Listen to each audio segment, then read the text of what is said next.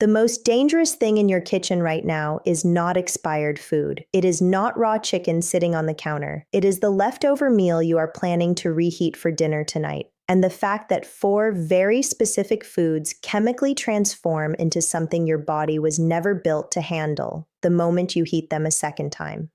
Most people have no idea this is happening. And most doctors will never bring it up in a routine appointment. By the end of this video, you will know exactly which 4 foods they are, what they are turning into inside your body, and what to do about it. My name is Dr. Ashley Monroe, and for the past several years, I have worked with patients over the age of 60 who came to me with this exact concern, not because they were sick yet, but because they were smart enough to ask the questions their busy physicians never had time to answer. This channel exists for one reason: to give you the science-backed, practical health information that used to only exist behind closed clinic doors. If you are not subscribed yet, now is the moment. Hit that subscribe button and the notification bell, because the information in the next 15 minutes could genuinely change what you do in your kitchen this week. Before we name the 4 foods, you need to understand what is actually happening at the chemical level when food is reheated, because without this foundation, none of what follows will make complete sense. When food is cooked for the first time, heat triggers natural chemical reactions. Proteins break down, fats begin to oxidize, sugars interact with amino acids under heat. In most situations, the compounds produced during first-time cooking are present in amounts your body can process and eliminate without lasting harm. But the second time you apply heat, everything changes. This is called secondary thermal degradation, and here is what that actually means. The first round of cooking already used up many of the antioxidants and protective compounds in the food. Those buffers are gone. When you reheat, the harmful reactions that produce small amounts of dangerous compounds the first time are now running without any breaks. And in several foods, bacterial activity that happened during cooling has already begun converting certain chemicals into more reactive, more dangerous forms. Heat then drives those forms forward into full carcinogens, substances that can damage your DNA. The specific compounds researchers are most concerned about are called nitroso compounds, also known as nitrosamines, and heterocyclic amines. Let me say that again: nitrosamines and heterocyclic amines. Both have been classified by the International Agency for Research on Cancer as probable human carcinogens. A 2021 review published in the journal Nutrients found that dietary nitrosamines are one of the most consistently identified chemical risk factors for gastrointestinal and pancreatic cancers in population studies across multiple countries. That is not a small finding. That is one of the most replicated patterns in modern cancer epidemiology. Most doctors will never tell you this in a 10-minute appointment, but you deserve to know it. And once you know exactly which 4 foods are producing these compounds in your kitchen, you can make simple changes that meaningfully lower your risk. Number 1, processed meats. Processed meats are foods like hot dogs, bacon, sausages, ham, deli cuts, and canned meats. Any meat that has been cured, smoked, or preserved using nitrates and nitrites as additives. Here is the biological reality. These foods already contain a meaningful concentration of nitrosamines simply from the way they are manufactured. The nitrites used as preservatives react with the amines naturally present in meat protein during processing, before the food ever reaches your kitchen. So, you are starting with a chemically loaded product.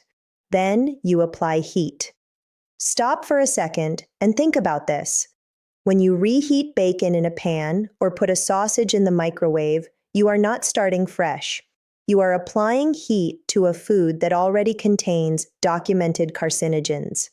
And heat accelerates nitrosamine formation dramatically. The higher the temperature and the longer the exposure, the more the reaction compounds. A study published in Cancer Epidemiology, Biomarkers, and Prevention found that high dietary intake of nitrosamines, specifically from processed and cured meats, was associated with a statistically significant increase in pancreatic cancer risk. The researchers identified reheating as a compounding factor because temperature spikes during reheating drive nitrosamine concentrations significantly higher than first-time cooking. What you can do about it: if you eat processed meats, eat them once, fresh, prepared once, and never reheated at high temperatures. If you must reheat, use the lowest possible heat setting and the shortest possible time. And seriously consider reducing how often processed meat appears in your weekly meals. Your pancreas will never send you a warning signal while the damage accumulates. Prevention is the only reliable strategy. Every patient I have seen who received a difficult cancer diagnosis asked me the same question afterward. Why did nobody tell me this sooner? Consider yourself told. Number 2. Spinach and nitrate-rich leafy greens. This one surprises people every single time because spinach is healthy. You have been told your whole life that spinach is healthy. And it is, when eaten fresh or cooked once and consumed immediately. The problem begins the moment cooked spinach is stored and then reheated. Here is what happens at the chemical level. Spinach contains high concentrations of naturally occurring nitrates, compounds that in fresh spinach are entirely benign and are actually beneficial for cardiovascular function. But when spinach is cooked and then cooled, bacterial activity and enzymatic reactions within the cooked vegetable begin converting those nitrates into nitrites. This conversion happens continuously during storage. The longer cooked spinach sits, even in the refrigerator, the more nitrite it contains. When you reheat it, two things happen simultaneously. The heat drives further nitrite formation, and it triggers a reaction between those accumulated nitrites and the amino acids present in the spinach, producing nitrosamines directly in your food. Read that twice. The vegetable you reheated specifically because it is good for you is producing the same class of compounds we just identified as a probable human carcinogen. A 2020 study published in the journal Foods specifically warned against storing boiled spinach for more than 12 hours even under refrigeration because of this direct nitrate to nitrosamine conversion pathway. The World Health Organization's International Agency for Research on Cancer subsequently confirmed that dietary nitrosamines are established carcinogens linked to gastrointestinal and pancreatic cancers. The same warning applies to other high nitrate vegetables: celery, beetroot, kale, and carrots.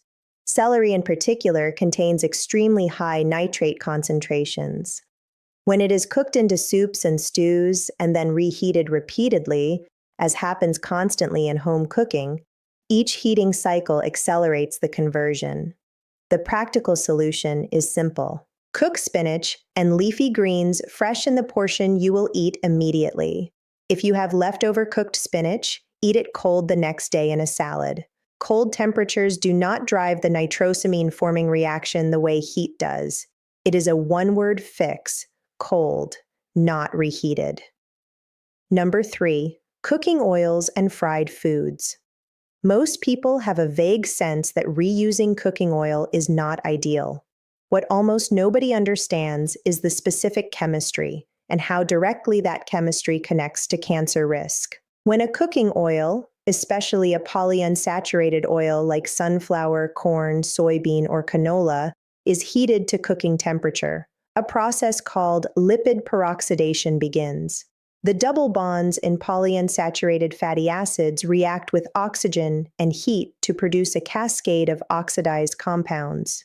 These include aldehydes, specifically acrolein and 4-hydroxynonenal, as well as polycyclic aromatic hydrocarbons and acrylamide when starchy foods are present. Here is why that matters for you. These compounds are genotoxic, meaning they cause direct structural damage to your DNA, not indirect damage over decades of inflammation. Direct DNA damage with each exposure.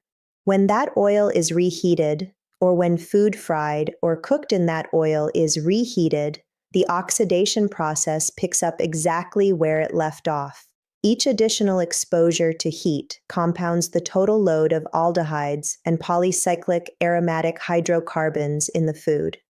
The smoke point, the temperature at which an oil visibly breaks down, actually lowers with each use, which means the oil reaches its toxic breakdown threshold faster at lower temperatures with every heating cycle. A 2019 study published in Toxicology Reports found that repeatedly heated vegetable oils showed exponentially increasing concentrations of aldehydes with each heating cycle, and that foods cooked in repeatedly heated oil carried those compounds directly into the body, where they were measurable in blood and urine after consumption. The International Agency for Research on Cancer has classified several of the primary compounds produced by repeated oil heating, including acrylamide and polycyclic aromatic hydrocarbons, as probable human carcinogens. What to do? Never reuse frying oil. Discard it after one use. When reheating fried foods, use an oven at a moderate and even temperature rather than a microwave, which creates hot spots that scorch food surfaces and produce the highest concentrations of all three classes of genotoxic compounds. Ideally, do not reheat fried foods at all. Eat them once, immediately after preparation. The few minutes of convenience is genuinely not worth the accumulated chemical exposure over months and years of this habit. Now we are only halfway through. And the fourth food is the one that consistently shocks my patients the most. Not because it is exotic, because it is something almost every household in America cooks every single week. Number 4 completely changed how I advise patients about meal prep and batch cooking. Do not skip this one. Number 4, rice. The risk with reheated rice is fundamentally different from the previous 3 foods, and that difference is what makes it so consistently underestimated. It is not primarily a carcinogenic chemical reaction. It is a bacterial toxin, one that is completely heat resistant, meaning reheating does not destroy it. Here is the biology. When cooked rice is left at room temperature, and research shows this is routine in households that prepare large batches for the week, a bacterium called Bacillus cereus becomes the problem. Its spores survive the original boiling process completely intact and lie dormant in the cooked grain. Once the rice begins to cool below 140 degrees Fahrenheit, those spores activate and the bacteria begin multiplying rapidly. Bacillus cereus produces 2 types of toxins. One causes vomiting within hours of eating contaminated rice. The second causes diarrhea, and this one is produced specifically during the storage phase, while the rice is sitting, not after reheating.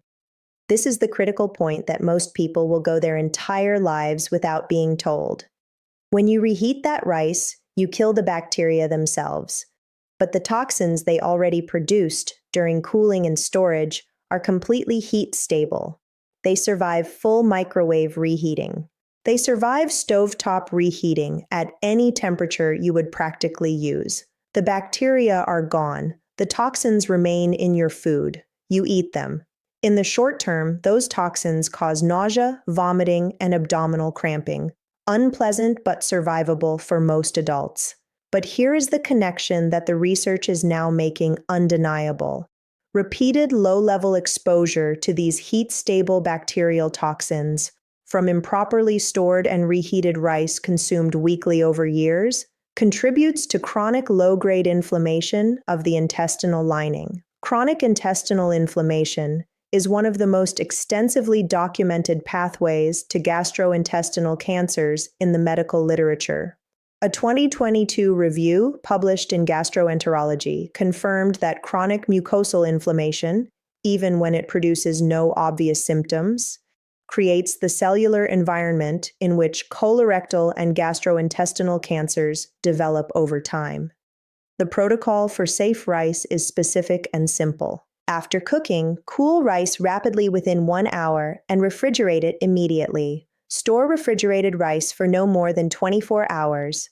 When reheating, reheat once only. Ensure it reaches steaming hot all the way through, not just warm in the center. Never reheat rice a second time under any circumstances. If you cook rice in large batches for the week, change that habit. Cook rice in the amount you will eat at that meal. The cumulative risk of weekly toxin exposure across decades of this habit is not a theoretical concern. It is a documented biological pathway. Let me bring this together. If you remember nothing else from this video, remember these 4 things. Reheated processed meats produce nitrosamines, compounds classified as probable human carcinogens, specifically linked in research to pancreatic cancer. Eat them once, never reheat. Reheated spinach and nitrate-rich leafy greens convert their naturally occurring nitrates into nitrosamines through a heat-driven reaction. Eat leftover cooked greens cold, never microwave them. Reheated cooking oils and fried foods produce an accumulating load of genotoxic aldehydes and polycyclic aromatic hydrocarbons that directly damage DNA. Discard oil after one use. Eat fried foods immediately after preparation. Improperly stored and reheated rice delivers heat-stable bacterial toxins that survive reheating and drive chronic intestinal inflammation over repeated exposure. Cool rice fast, refrigerate within 1 hour, reheat once only to steaming temperature, and store for no more than 24 hours. 4 foods, 4 specific habit changes. The one action you can take today, right now, before you close this video, is to go to your refrigerator and look at what is in there. Is there leftover cooked spinach? Is there rice from 2 days ago? Are there sausages or deli meats you plan to microwave tomorrow morning? Make the decision today about what to eat cold, what to discard, and what to never reheat again. Your kitchen habits right now are either protecting your body or quietly working against it. The difference between the two is information. You now have it. Tell me in the comments, which of these 4 foods surprised you the most? I read every single comment, and your answer helps me understand exactly where the biggest gaps in public health education are. I am Dr. Ashley Monroe. Your health is worth fighting for. I will see you in the next one. Everything shared in this video is for general educational and informational purposes only, based on published research in medical and nutritional science. This is not personal medical advice and is not a substitute for professional medical guidance. If you have a medical condition, are on medication, or have specific health concerns, please consult your doctor or a qualified healthcare provider before making any changes. Dr. Ashley Monroe is a health educator, not your personal physician.